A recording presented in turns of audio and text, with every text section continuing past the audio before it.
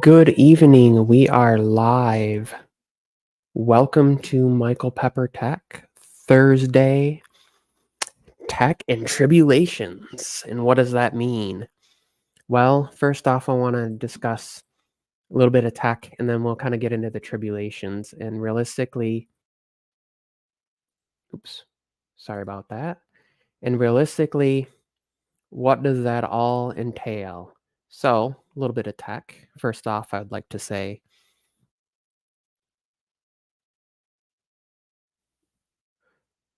OnePlus 12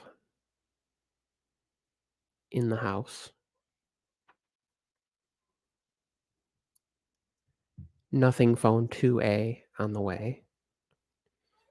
And today is March 14th, which happens to be Pi Day, which is pretty awesome. I did drop a couple of videos today if you didn't see those. One was talking about how Apple removing the charger from the box has kind of affected the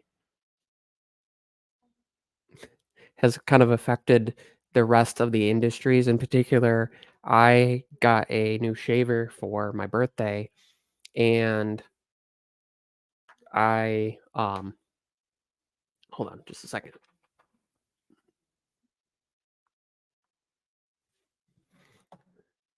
Make sure everything's still good to go audio wise. Okay. Speaker, AirPods. Okay, good. And with that shaver came a proprietary to USB charger, and it did not include a brick in the box. And so just some frustrations with that a little bit. The other thing is seeing that it's not just shavers, it's toothbrushes. It's my wife does her nails at home to save money, and it's the nail lights. It's all sorts of products now are just not coming with the charging brick in the box.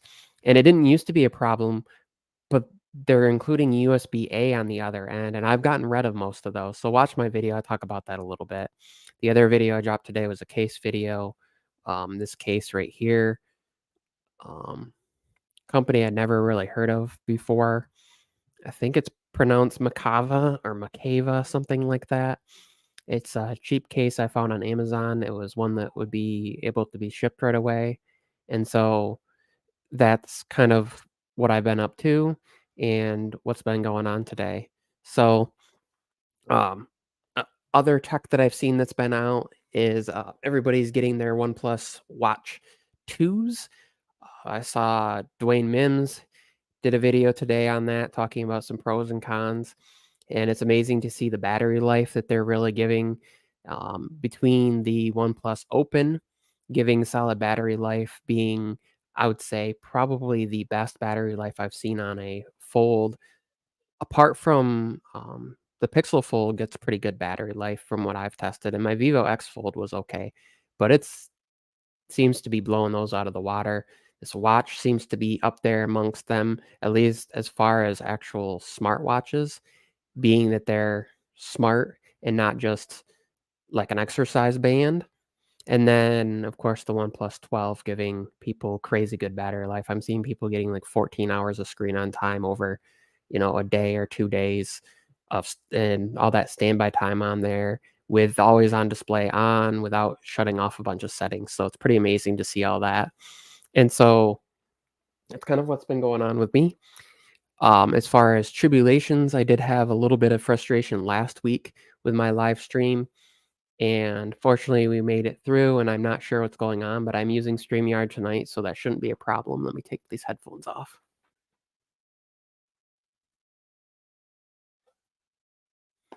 So there should be not be a problem tonight because we are using StreamYard as you see there. And if you do choose to want to support the channel, there are a couple different ways we'll get through that you can do that.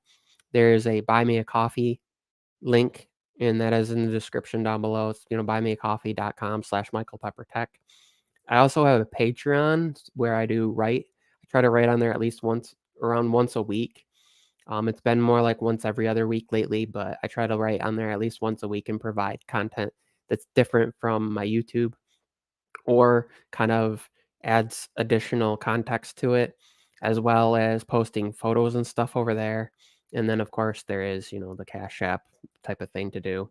Um, so let's get into the first topic I have here for you all is cases and why are they lacking?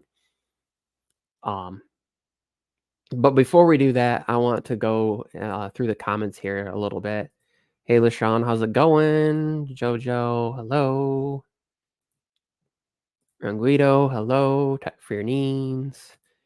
Jojo says, "MPT, you look like you're in college. Stop aging backwards, sir." That's what happens when I shave my face entirely. I lose about 10 years. Congrats on the OP12. Thanks. Ron says 3 days and had 30% 4% left on my OnePlus watch. So that means you could get a good 4 days. It's about similar to I think what I would get on my Galaxy Watch 5 Pro. Usually I can get, 3.5, 4 days. Usually it's between 3.5 and 4 days, unless something goes really weird. Or like occasionally I would forget to bring my device with me, and so it's not connected in Wi-Fi, and so it's doing its own thing and using the GPS from it and tracking, and then it's having to sync all that once it's on Wi-Fi, which can use a little bit more, and then it's usually around the 3.5. Corcoran, yes, the spicy peppers. Um, so first topic of discussion, cases. Why are they lacking? What do I mean by that? Well, all these case companies provide, just about every case company out there provides cases for iPhones. I haven't found one that's like, "Oh, we make cases for some other device, but not for an iPhone." Um, and then Samsung Galaxy devices are next, but even those devices, as popular as they are, major devices, the S line, the, S24 series is not the most sold Samsung device, so finding cases for that has been lacking. I do have the Rinky Onyx here that I'll be doing a review on. That was, I would say, my favorite amongst my top 3 favorite cases so far for my iPhone 15 Pro, and so I'm gonna see how it is for the S24 Ultra. But these companies out here are really lacking when it comes to making cases for, like, the 3rd, 4th, 5th, series. Finding cases for Pixel Fold was nearly impossible to find something good. I ended up with this third party, can't remember the company on Amazon, case, like a $12 case, and it's great. It's thin, fills the spaces just right, doesn't slide all over the place, doesn't come off.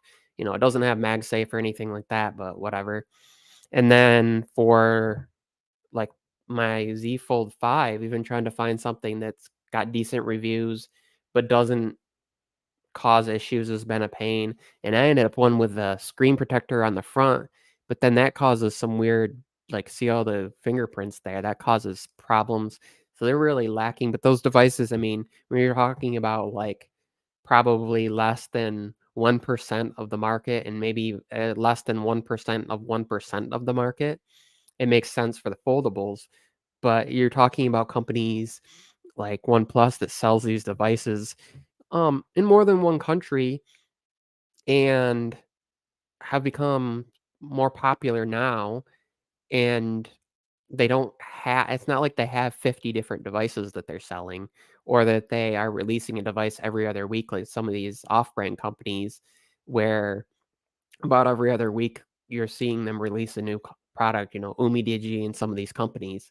So it's just ridiculous. Um, what's your take on pop sockets or rings? So I actually had this really neat thing by a company called Popple, and they were collaborating with Nomad for a little bit. So if you bought a Nomad, like their leather cases, I think it was with the iPhone 13 series, they had a little NFC tag in the case near the top, and somebody could hold their phone to it, and you could through their app, put your social media information on there, and then they would get that kinda like a digital card. And then they also had this thing that would hook to the back with the MagSafe circle that basically you could slide your finger through to act as like a pop socket hold, but then it could tip out to act as a stand. So it was a circle, and then there were like 2, pieces that connected to another circle, and so you could tip it out and it would act as a stand, but then that also could act as you could tap and hold, a device to that. And so what was kinda neat with that is you didn't have to necessarily use their case, but you could use that Popple accessory, and you could use it with other cases. Android case manufacturers, some of them make cases that have MagSafe in them, even if the phone doesn't. It has the magnetic ring, and the better ones have the ring and the little line off from it, and this would work with that. Let's see. Finding cases with LG Wing was a real pain. Surface Duo had the worst case situation ever. On the cases that existed, eliminated book mode and temp mode. Yeah, I'm using pop sockets right now. I have small hands and these phones are getting too big. Yeah, I mean, I don't have the smallest of hands. Um, but like from fingertip to fingertip, I think is about 8.5 inches, something like that, from thumb to pinky. And I mean, it's almost as tall as my water mug here. And phones are still, I mean, trying to reach to the top of this device being long and skinny, um, is a trick, trying to reach up. Now, what's really nice is they've added this one hand mode. I really like that, where you can gesture on e you can gesture on either side and then bring your finger over to whatever app you want and be able to open.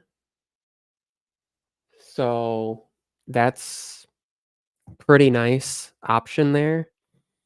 So,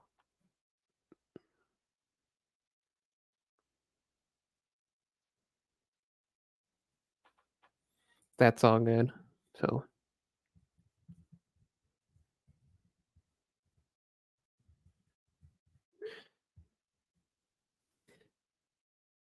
so the next kinda thing I wanted to talk about here a little bit is the OnePlus 12. And so far, I haven't really had a lot of time. Um, been using it a little bit. It took several hours to, um, get it to drop from 100% down to, like, 99%. It's at 95% right now. Um, Used since last charge is 5 hours, 43 minutes, an hour, 34 minutes screen on time since last charge. Obviously, that's not super correct because part of that includes with it being on the charger, but once it catches up to the end of the line where I kinda took it off the charger there, I'll know more about it. But from what I'm seeing, I'm seeing people using it out and about on cellular and stuff and getting, like, 14 hours of screen on time with this thing, which is ridiculous. That's basically, like, 2 days of full work. Um Camera-wise, it's kinda crazy because I can be in a room like I'm in right now where I don't have a ton of lights on. I just kinda have these 2 lights bouncing off the wall in front of me, just enough to light my face and not really blind me, and then the monitor, and when I open up the camera app, it's, like, pretty bright, and I'll take a photo, and it'll be, like, 2 seconds for night mode. And even in a room that's darker than this, when I put on, like, the orange lights or the yellow lights, it's been quite something to see. Been doing more testing throughout the rest of this week and this weekend as far as cameras, and, I'm sure we'll get out and about a bit, so I'll be able to know more on battery life, um, apart from just being on Wi-Fi and cellular. And, of course, the more I use it, it'll take, a week or 2 to really get some of that information down. I guess the next thing in order then I will talk about is the OnePlus Watch 2. Got into that a little bit. I was talking about how Dwayne Mims did a video and like Juan Bagnell has done a video, TK Bay. There's a bunch of videos out about the OnePlus Watch 2 now.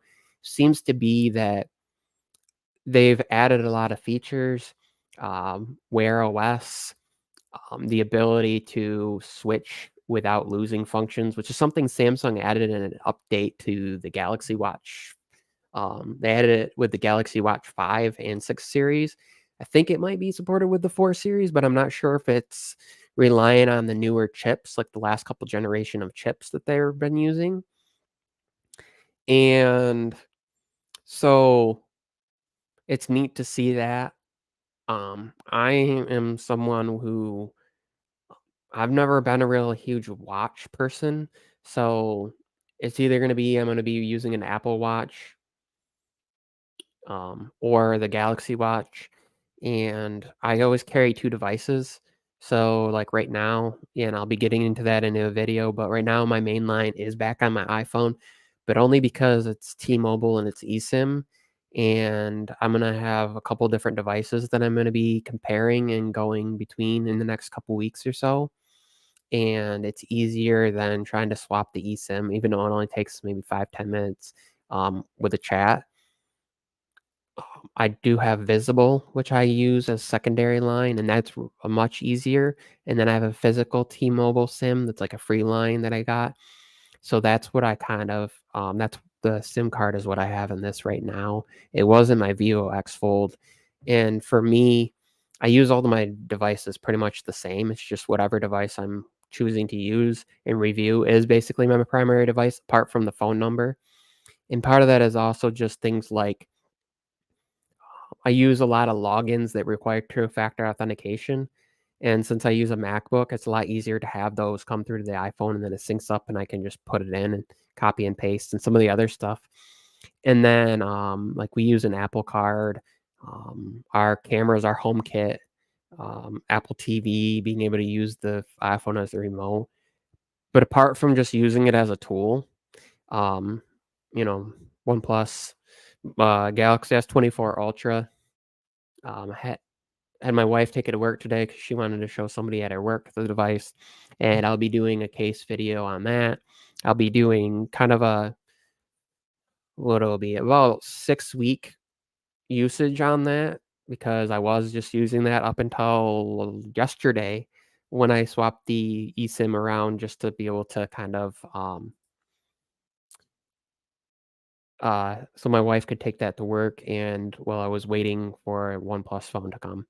So the iPhone basically sits there. Most battery drain it gets is because I let my son FaceTime with my parents on it. So Tech for Your Needs says I have the Taurus 360 rotatable ring case. I use that as a pop socket. I know it isn't officially a pop socket, but that helps the situation a lot. That funny enough, that's actually the case I'm using right now. It's the O Stand R, is what they call it, or the 360 rotatable case on Amazon. Um, I did do a review about that. I should really have some of these case links like in my live stream video descriptions as well. Hey, Easy, how's it going?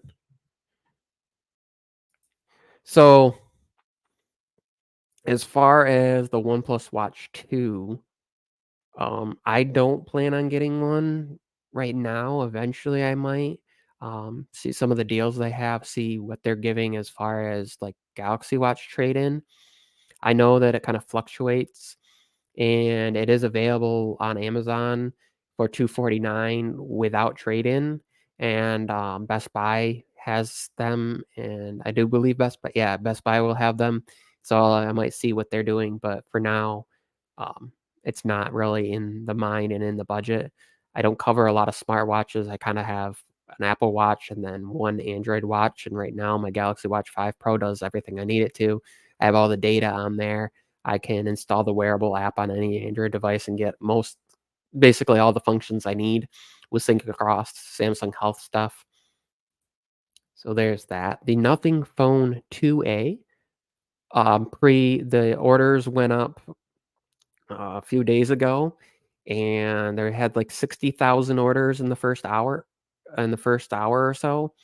So I was not one of them in the first hours or so, but later on, um, I did get that in through the shop app. lets you do payments, so that's pretty nice, like 30 some dollars a month, and basically very like it was basically like no interest. Um, Depends on what you qualify for. Some of them have a higher interest where you end up it's like 385 after taxes, and then you end up paying like another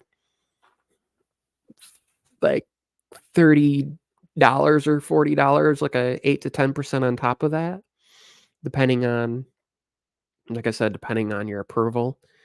For mine, it's like no interest. It's 30 some dollars a month for a year, $32 a month, something like that. Not maybe not even that. Um, Whatever like the 385 divided by 12 is. So that's pretty nice.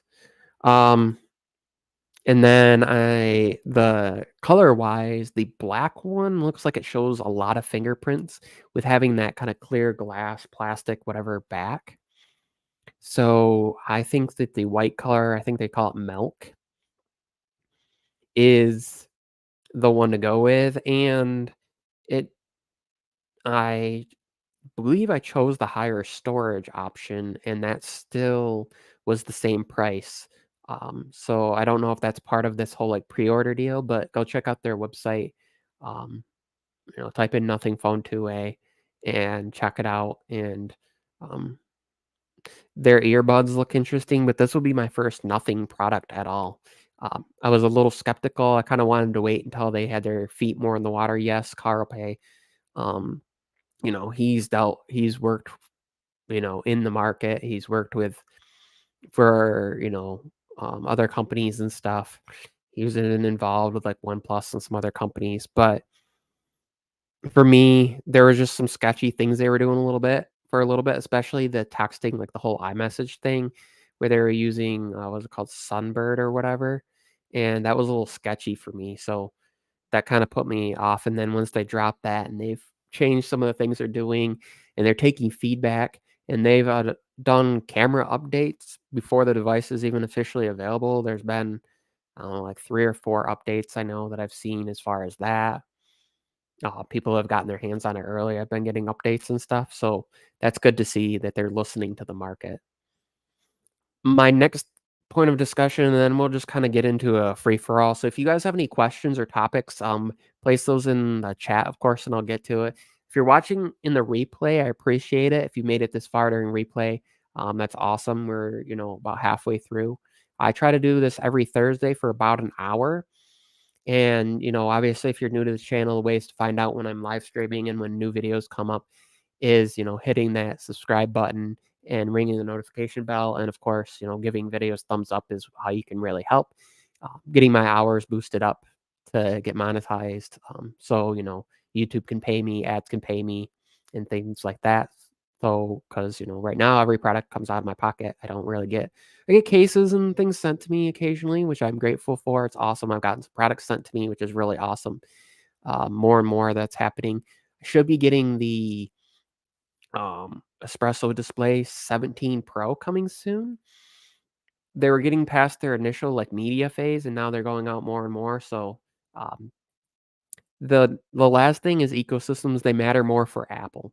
And what do I mean by that? So, a little bit of, um well, for one, if you're new, um, and maybe you've been around for a little bit, but my motto is, "I don't only talk tech, I live it." And when I say that, I like to tell stories. So I like to kind of give you a little insight into my thoughts behind the tech and how I use it and how other people in my life use it and why these things matter. So today I was having a conversation with a buddy of mine, and he has the OnePlus 11. I actually sold him my OnePlus 11 about 9 months ago. I bought it in March, and then April, and then like 2 months, 3 months later, 2 months later, I think it was, I sold it to him. And he had a OnePlus 6T, and the screen got broken, and he was still attempting to use it. And I said, hey, I'll make you a deal. So I sold him mine for like $500 and shipped it to him, and he paid me 400. And then a month later, when got paid again, paid me the rest. So, anyways, he was talking to me about wanting to get an iPhone. And I said to him, "I think for your use, it wouldn't really benefit you." Because I feel like the main benefit with an iPhone is still their ecosystem. I feel like they still have one of the best ecosystems, and I say that as somebody who has multiple times attempted to use the entirety of Samsung's ecosystem, and I'm talking about, like, the first time was months and months, like 6 months, 9 months, almost a year.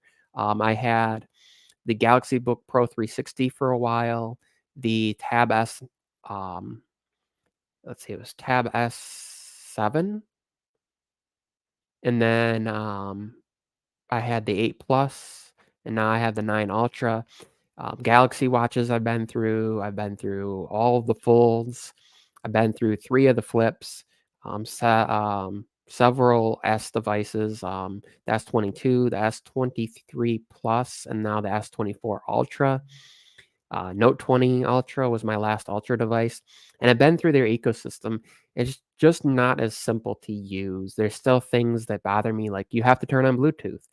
Where with my Mac, they'll tell you that, but it will just kind of like certain things you go to do it, and it just works. Like AirDrop and AirPlay, if you go to do it, it's just gonna work. It's gonna like kick it on and then make it work for me. Um, Not having to be on the same network, like I can be out and about, and some of those things you can do, but you have to, like, pair through a hotspot, or you have to like, go into, the tab settings and enable second screen, where, like, with an iPad, Sidecar just kinda works. I don't have an iPad anymore, I don't really have a need for it, I wasn't doing it that way much. Things like that just are different, and so for Apple, I feel like their ecosystem really matters more, and proof in that is whenever they come out with, like, a new line of products, they're still the iPhone is still crucial for them. So, like, the Apple Vision Pro iPhone is still required for you to do certain setup things. If you're gonna message somebody, you can't just have an iPad or a Mac, even though you can send regular texts but you have to have an iPhone, and part of that, I think, is carriers.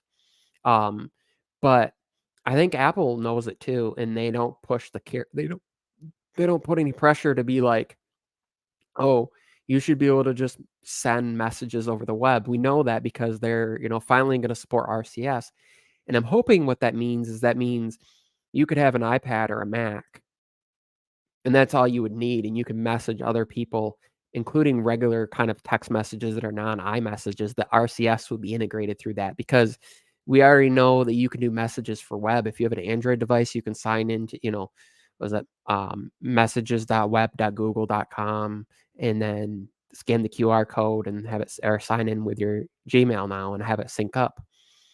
And so or your Google account and have it sync up. So the other thing is because Android being so open, you can pick so you could have a Galaxy phone and a OnePlus watch and maybe like a Lenovo tablet like any number of Windows computers. And so then you have to use other versions of software. Now, the fact that Nearby Share and Quick Share are becoming one thing, so there's not like all of Android's version and then Samsung and a few of, like, import device companies' versions, their own versions of things, they're all gonna be under one thing.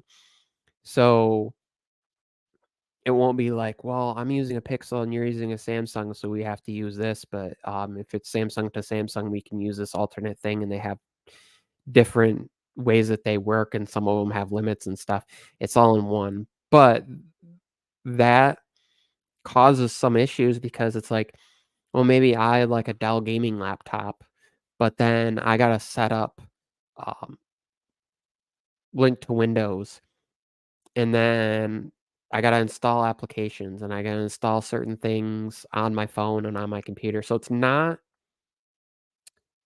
the easiest to use. It's not integrated. It's not gonna be because Windows, is made by Microsoft and then Android is Google, and Google could have the best.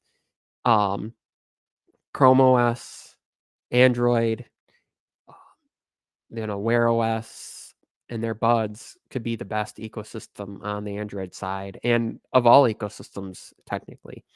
Michael Cochran says, to me, ecosystems introduce problems rather than create solutions. They tend to be anti-consumer and just create lock-in. I much prefer widespread compatibility to proprietary ecosystems. Um, I mostly agree, but I feel like the fact that there's both is great because if you really want the simplicity of like, oh, I sign in with my Apple ID and everything is there. I get like, for example, if I get a new iPhone, I go to set it up and the eSIM swaps over so easily. And that's finally coming on the Android side. And like Samsung to Samsung has made it really easy.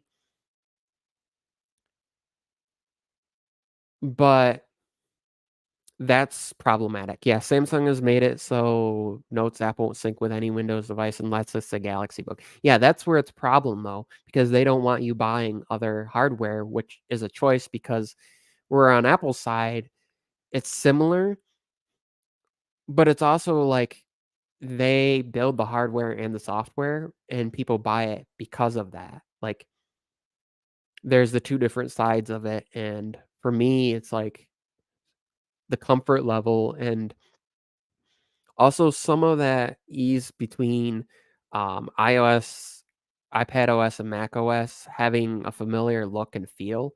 So if you get somebody an iPhone, they're like, "Well, I want a new computer," and you're like, "Well, do you like your iPhone?" "Yeah." "Well, maybe check out a MacBook." It's familiar.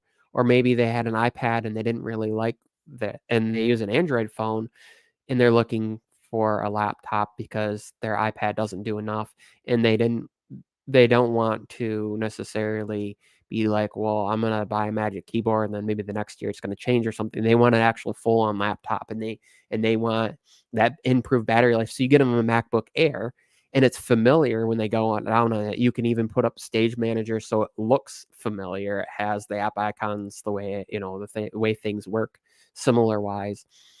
Where on the Android side, if you have an Android phone and then you go to get a laptop, it's Windows, and it's gonna look different, and there's functions that act different.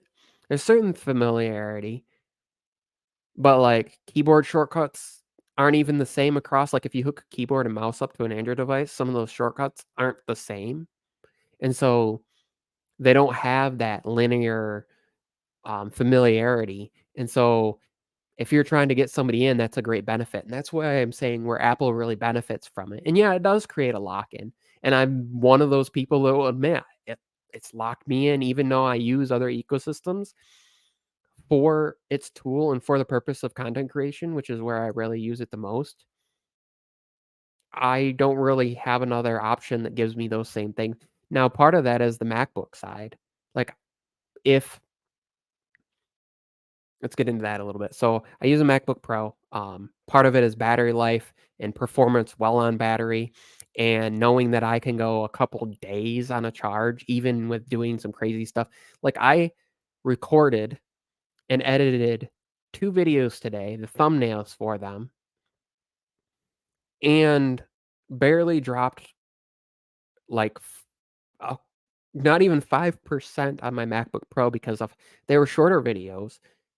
But how fast it edited through those and then uploading, it was just sitting there open uploading, and that's where it used most of the battery is the screen just sitting there using the web to upload, and so then when I'm talking about other products that are gonna integrate with that, I can use my iPhone as a, like, secondary angle easily and get that good quality video fed in like a webcam. I could do that right now, I could switch to the angle of my iPhone if I wanted, and so now it's great to see that integration with other companies. Oh, one product that was announced, the Asus Zenfone 11 Ultra, and one of the features it has right in the settings is the ability to enable to use it as a webcam, and not just with like an Asus computer. You can install the Asus client on any Windows computer and use that as well.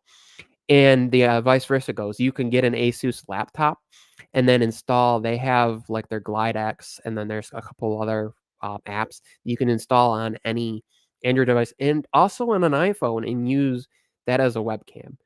Now, it's not as fluid, and it's not necessarily as lag free, but you can plug in a cable and you get some of those benefits. And so it's great that things are open, but we're starting to see where other companies are also creating their little tight knit ecosystem. Google's doing that now, like Nest stuff, where like, oh, you want Nest Wi-Fi? Well, you can't use your last generation, even though technically Wi-Fi like 5, it's 6, 6E, and 7 all have like they all go back to like Wi-Fi B, Wi-Fi N. They should be able to integrate where that's like the least common denominator. And if that's the speeds you need, you should be able to get the new one so that if you do get newer devices, they'll work on that part as well. But nope, you have to have the newest. And then like their Nest cameras are weird because sometimes they'll show up in the home app, but then you have the Nest app. There's other things like, for example, for the longest time, my cameras wouldn't show the camera feed in the Google Home app. And in a recent update must have been within the last couple weeks, because when I checked in there, I noticed now they do. The feed shows and I can see it right in there. Now it takes a little bit when I click on it. It's faster to go through the Eufy app or pull up my iPhone and go into the HomeKit app, or like to say just SIRI to, show living room or show bedroom or whatever on my Apple TV, and it just pops up and shows it on there. Like they'll turn on the Apple TV and we'll show it. And so there's some of that integration where I feel like it's still a little bit more advanced actually in Apple's ecosystem. And even though some people are like, well, there's not as much options, there really are though. There are like really cheap bulbs that you can get. You can get them right at Walmart. You can get like for $5 a bulb, bulbs that do white and like RGB, including like varying strengths of brightness, and ones that won't cause flicker if we're recording video because the refresh rate on them. And they're actually really solid, but they work with HomeKit and they work with Amazon's Alexa and with um, Google Assistant. And so that's, more and more. And then with Matter integration, there are companies that are just pushing out updates where maybe it wasn't compatible with HomeKit before and now it is, because all these companies are supporting Matter. So once they activate it for one, then it works with HomeKit all of a sudden. The real reason I chose it, and I wish other companies would get on board with this. I wish Eufy would do this because I have 2 terabyte of Google Cloud and iCloud. Um, It would cost $7 a month per camera for most of these companies, at least. That's the minimum. Some of them are like $10 or more per camera to be able to get backup to the cloud. And I'm talking about like the last 30 days by each action. And then I believe it stores like main things for like once a day beyond that for so long, up to like a year. And it's included because I have that tier of iCloud. But I wish Google would do that. Like with cameras that support Google Home, if I have storage, and the other thing is it doesn't count towards my storage. So I have 2 terabytes, but it doesn't say, it's not like, oh, you've got 200 gigs of live footage from your 2 cameras. It's going to count against it. Nope. Because I pay for that tier, they just include it with any HomeKit supported cameras. And they're encrypted. So it's more secure that way. And most others, you have to pay for that, or you're paying for features, or you have to have like a hub. Now, some of these, I would have a local hub, and that would be more beneficial because if your internet goes down, you still have local storage. But if my internet is down, it's most likely my power is down, and I live in an apartment, and I don't have a way to like back up all those. Now, theoretically, I could plug each camera in because they use USB into like pick up a couple like 20,000 milliamp hour batteries and plug those in, have those charged and have it plugged into it. And then what will happen is it will just bypass it once those are charged up. And then when the power goes off, it would provide power to it or get like alternate power supply. Um, so that would be good. Tech for Your Needs says, what apps do you use for your creative work? I use LumaFusion. Which, yes, there is an Android version. No, there's not a Windows version, even when like, where you could run Android on a Windows machine because it had to be available in Amazon's App Store. The Android version, I have checked both the Galaxy and regular Android versions, do not support all the features, like some of the noise, like voice isolation features, where like I can go on my iPhone and then the on my MacBook, basically it's the iPad version. And but the keyboard and mouse support is really nice. Like the keyboard shortcuts, like Command B for putting in a break and then hitting delete to delete a clip and some of that stuff is there. But on the Android version, the noise isolation is not there, and then there are certain other features that aren't there, um, and I need those because I live in an apartment. I have a 5-year-old, almost 6-year-old son, he'll be 6 in June, who can be a little bit noisy. You know, during this time of the year, it gets a little cool, our heat kicks on. During the summer, fan being on in the background, I have, air purifiers in each room, and those can be running. You might not hear it right now, but I can hear it when I record sometimes, even though I'm using this microphone and this, or if I'm recording with a phone to show examples, or I'm outside and it's windy, to be able to just quickly edit that. So I'll edit it on my iPhone, or if I'm recording on one of my Android devices, it gets saved to Google Photos, or I will send it over, connect through a cable, and pull it up on my MacBook with the Android transfer utility. And so that's what I use. I don't use like Final Cut Pro. I don't use some of that stuff. Hey, Dwayne Mims, I was talking about you earlier in your video about the OnePlus Watch 2. Um, it was a little quiet. I had to turn it up to be able to and crank it up to be able to hear like the haptic feedback difference. And then when it went back to your voice again, about blew out my speakers on my projector. Just a heads up.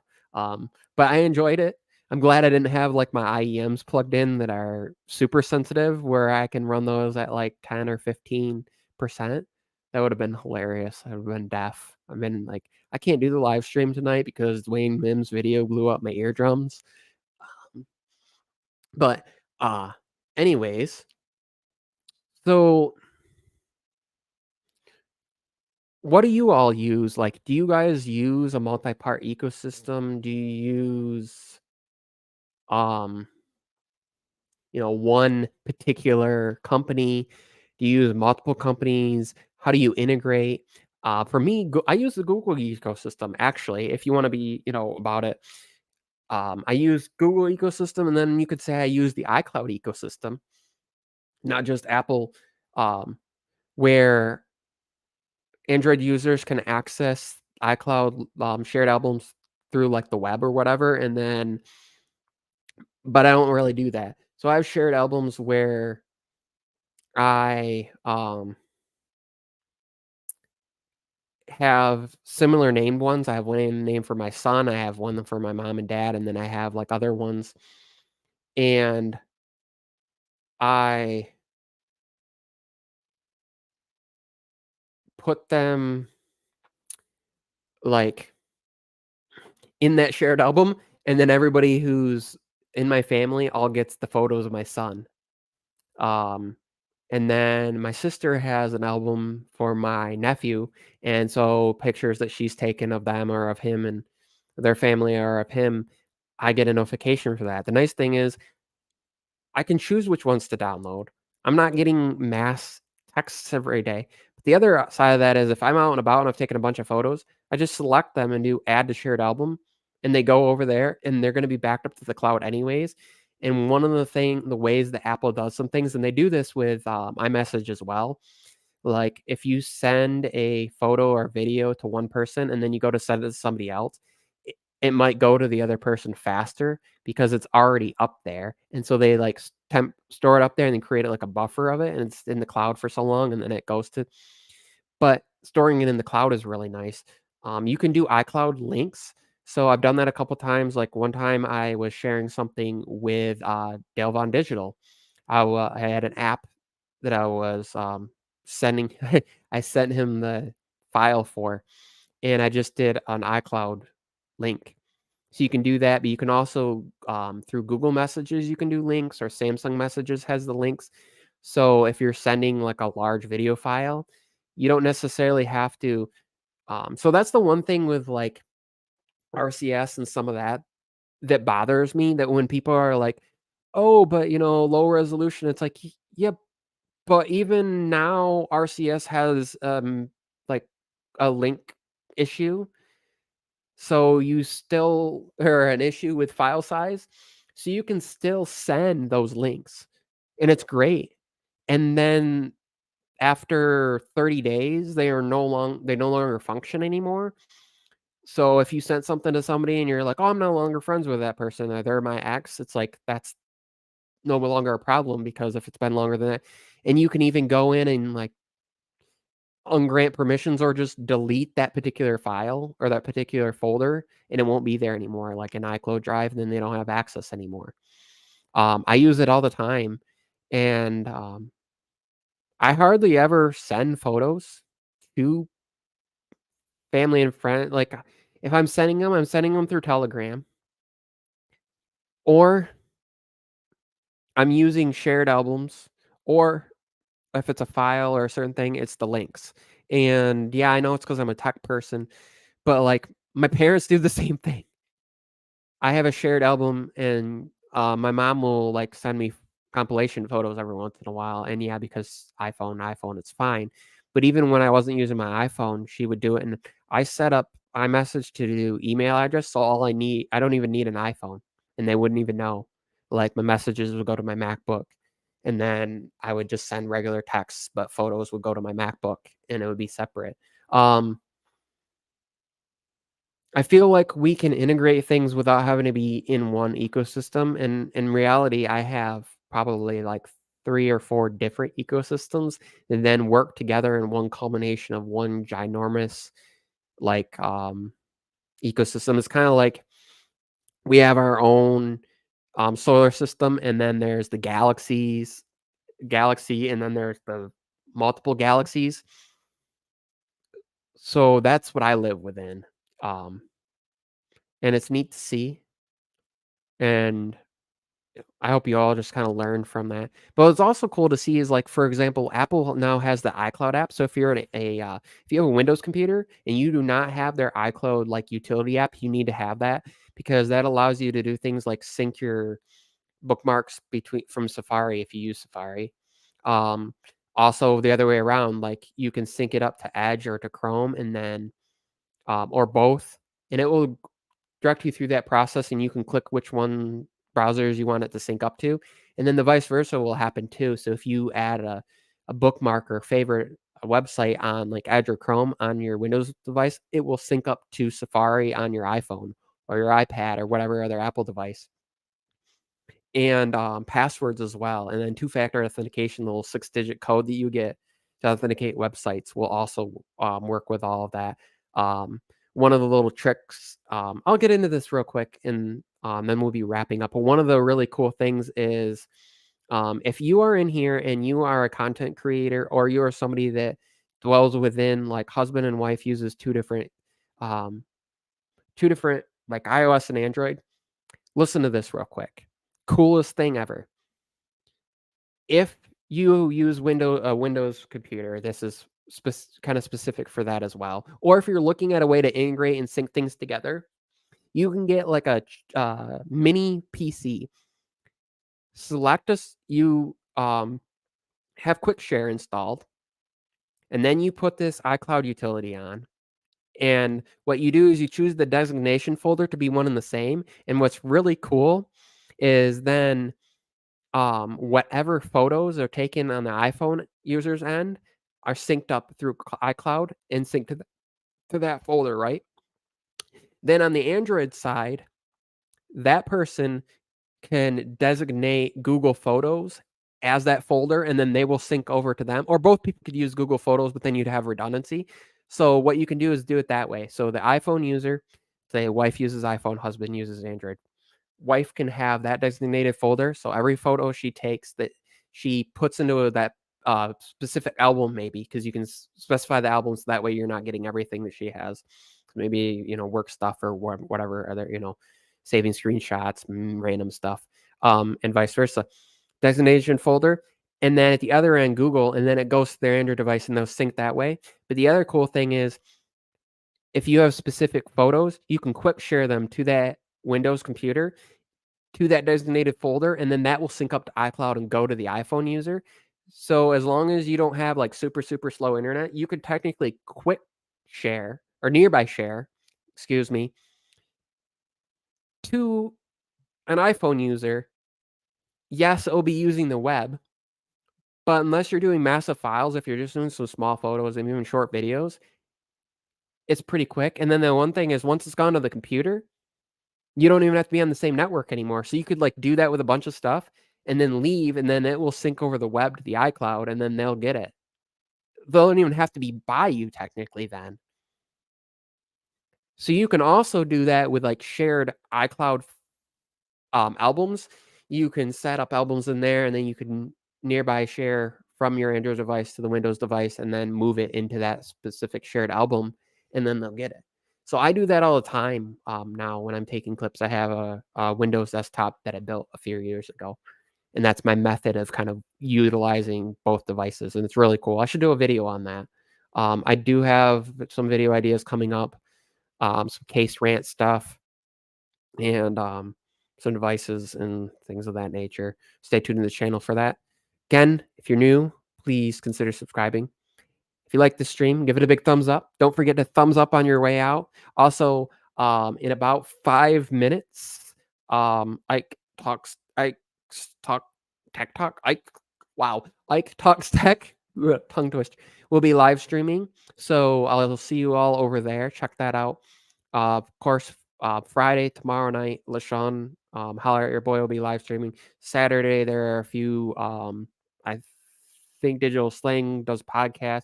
Sunday, we have Sam and Joe and their podcast.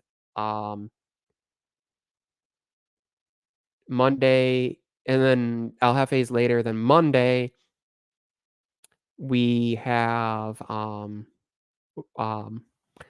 Bay and Juan Bagnell. Juan usually does his live stream around noon. Oh, tonight at about 11, Juan and TK Bay have their podcast. Tuesday, Gigi has her live stream. Gadget Goddess has her live stream at 8. Yeah. And then Wednesday is Wired Wednesday, Tech Preacher, whatever, at 9, from 9 to 11-ish. Or 11:07 if you're last night and JoJo got a little frustrated about that. That was hilarious. So there's lots to watch, lots of live streams. Look forward to seeing you all in the comments, in the chats. See you all next week. Thanks to Holler at Your Boy, Dwayne Mims, Tech for Your Needs, Barry Johnson. Let me go through here. Ace, Rocks Tech, Michael Cochran, Ron Guido, the Tech Preacher, JoJo the Techie, and anybody else who watched the live stream. And if you are watching from replay, hashtag replays crew. Also, let me know what your favorite current top product is. And if you have any purchases coming up, comment down below. Thanks for watching. Peace and love. See y'all next week. Peace out, bitches.